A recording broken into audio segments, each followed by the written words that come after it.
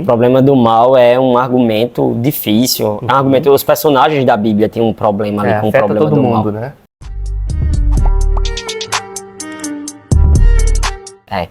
E a Talvez experiência até do Jesus, mal... enquanto não onisciente, tenha sido afetado na medida Sim. em que Deus meu, né? Por que me abandonaste? Eu nunca tinha pensado assim, mas talvez, né? Sim. A experiência do mal, às vezes, me parece mais poderosa até do que um argumento, sabe? Então... É difícil ser consistente com as nossas crenças na existência de Deus e tudo que isso traz para nós, enquanto cristãos, quando você está sob sofrimento intenso. Sim. Né? Então, por exemplo, você perdeu um ente querido, mas ao mesmo tempo você acredita, ou você é levado a acreditar que Deus só permite o mal por um bem maior. É muito difícil, no momento do sofrimento, você ser consistente com isso. Sim. Você tem que lutar contra si mesmo para, não, eu acredito nisso, não sei qual é esse bom motivo, mas Deus tem sua boa razão.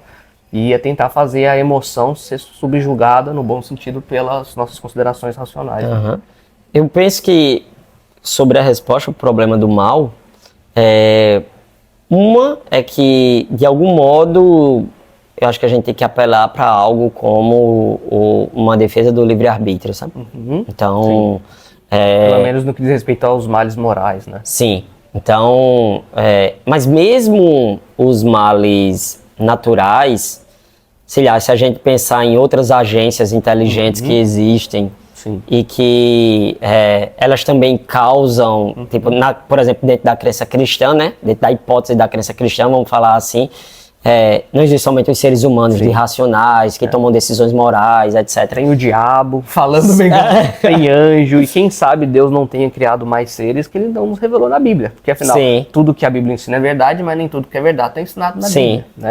Então pode muito bem ser que tenha todo um reino, uma miríade de seres que Deus tenha criado antes do ser humano, ou de alguma maneira distinta do ser humano, que de alguma maneira livremente influencia nesse mundo sob a permissão de Deus. Isso tem que ser levado em consideração. Isso demonstra como o problema do mal ele é bem acomodado dentro da perspectiva cristã especificamente. Os cristãos esperariam algo como o mal. Isso, perfeito. Então não é uma coisa, um objeto estranho dentro da visão de mundo cristã.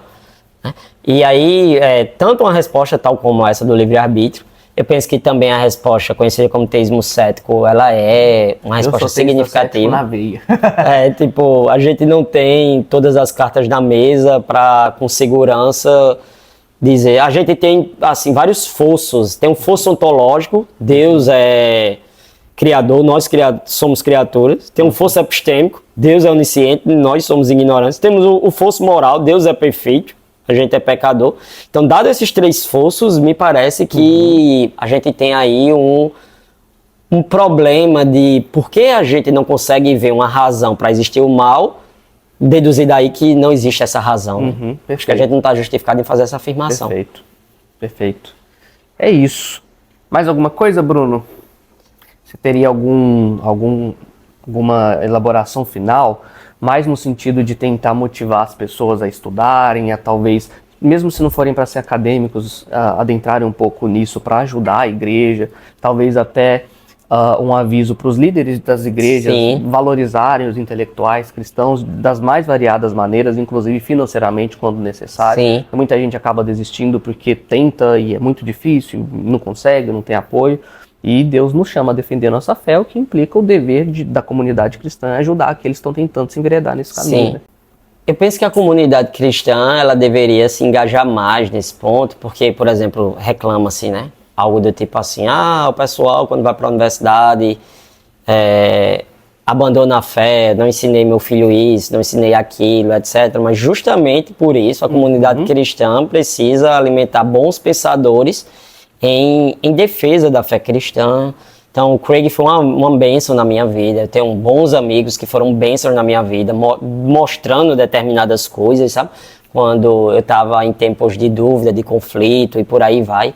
Talvez a pessoa diga assim, mas a minha fé não precisa, mas a fé de outras pessoas precisa, sabe? Tem outras pessoas que têm questionamento, para elas essas coisas são importantes. E se a sua não precisa, talvez sua fé seja um pouco rasa, porque quando você começa a pensar sobre teologia, sobre Deus, naturalmente vão surgir enigmas e questões. E as escrituras dizem que a gente não vive pra gente mesmo, né? Então, não é porque a sua fé não precisa que a fé de outras pessoas. Tem várias pessoas que têm dificuldades reais. Eu acredito que no Brasil, as pessoas, assim, o senso comum, as pessoas de maneira geral, os cristãos, têm essa ideia errônea de que a gente só tem que ter fé e pronto, e que você deve não só não apoiar a intelectualidade, como ser anti-intelectual, Sim. que as coisas de Deus são, no fim das contas, espirituais. Sim. O que é exegese errada, fruto Sim. justamente da falta de estudo.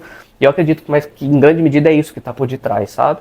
Essa ideia de a gente é espiritual, a gente não resolve com a razão, então pronto, a gente só E acredita. tem aí uma rebelião humana, né? É. Porque é como se você dissesse, ó, o que só interessa pra Deus é essa parte espiritual. A minha parte racional, essas coisas não interessam pra Deus, né? Então, não tem uma parte de você que não interessa pra Deus. Perfeito. Você inteiro interessa pra Deus. É. Eu acho que as pessoas apelam muito rápido. Isso é uma crítica que eu tenho ao calvinista, quando ele tenta mostrar que Deus é soberano, e você tem uma tentativa de conciliar isso, e eles dizem que eles apelam para o mistério. Sim. Né? Deus é soberano, mas não é o autor do mal. Como? É misterioso. Né? Não entrando nessas polêmicas, porque a gente aqui é bem ecumênico, né, Sim. Bruno? Mas eu acho que a gente é muito preguiçoso, a gente apela para o mistério rápido demais, no sentido de que, às vezes, Deus nos deu uma Ferrari, que é a nossa intelectualidade, e a gente quer tratar como se fosse um Fusca. Né? Claro que essa Ferrari tem alguns defeitos naturais pelo pecado, mas ela ainda é uma Ferrari que pode ser bem utilizada. A própria Bíblia nos incentiva isso na medida em que nos ordena amar a Deus com todo o nosso entendimento, e a gente quer usar como se fosse um Fusca. Né? Sim. Então você tem uma resposta para que você vai apelar ao mistério, e apelar ao mistério vai convencer a quem? Né? Mistério não pode ser desculpa para ignorância, né? Isso. Ou contradição, ou não querer estudar, ou preguiça espiritual, esse tipo de coisa. Perfeito. É isso, gente. Espero que vocês tenham gostado do vídeo. Foi um bate-papo longo, quase uma hora, o que é ótimo quando filósofos se encontram, ainda mais falando de assuntos que ambos estudam. Sempre acontece isso, o que é muito bom. Espero que vocês comentem, compartilhem, engajem um pouco para ajudar o canal a crescer. E, Bruno, prazer. Também, Paulo. Espero que a gente possa gravar mais vezes, trazer você mais vezes no canal, presencialmente, à distância.